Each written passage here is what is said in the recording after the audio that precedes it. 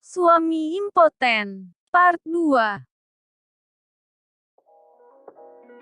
Dari pengakuannya, kakak gua sudah berkali-kali mengajak Mas Bayu untuk terapi.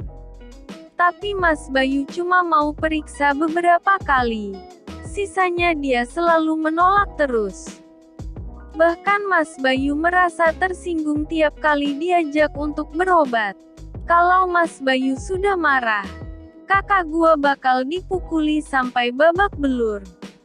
Intinya mereka berdua sama-sama stres, sama-sama frustrasi. Mas Bayu merasa harga dirinya gak ada karena gak bisa kasih nafkah batin. Terus dia malah melampiaskan kemarahannya sama kakak gua. Mas Bayu takut kalau kakak bakal buka suara tentang penyakitnya ke orang lain. Makanya dia selalu waspada dan menekan kakak gua terus. Sayangnya kakak gua terlalu bodoh dengan cara tetap bertahan. Itulah alasan kenapa kakak pakai baju serba tertutup. Selain untuk menjaga aurat juga untuk menyembunyikan bekas luka akibat pukulan suaminya.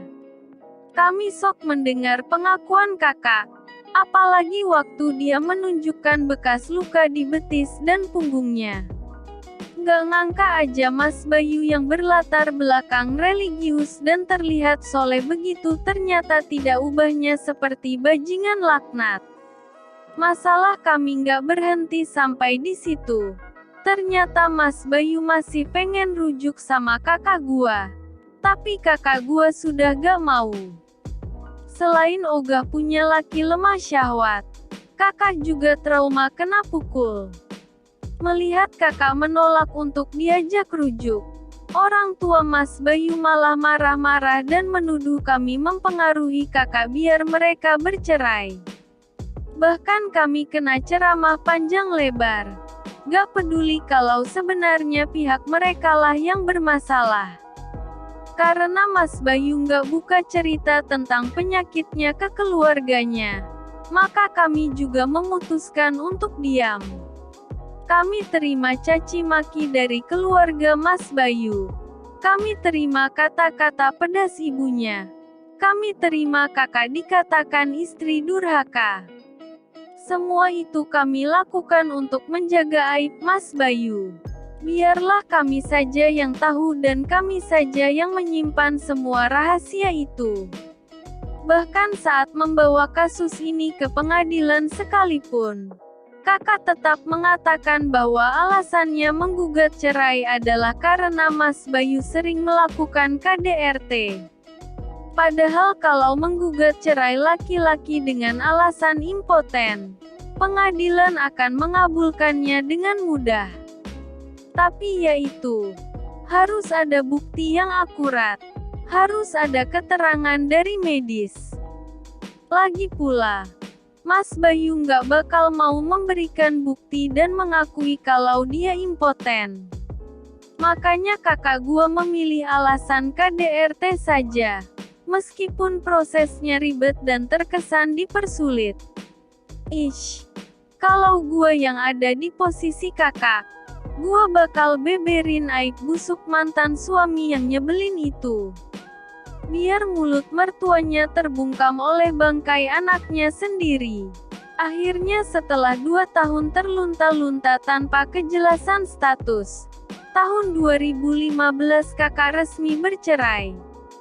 Dengan masalah yang menimpa kakak, gua baru sadar kalau ternyata bercerai itu lebih susah daripada menikah.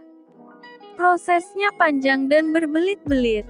Belum lagi proses mediasi yang bikin kakak gua kepikiran untuk rujuk sama suaminya.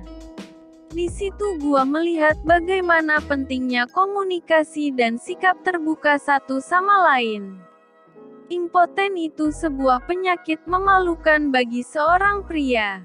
Tapi akan lebih zolim kalau menyakiti perempuan yang dinikahi dengan mengabaikan nafkah batinnya. Ingat, bro, nafkah batin itu wajib.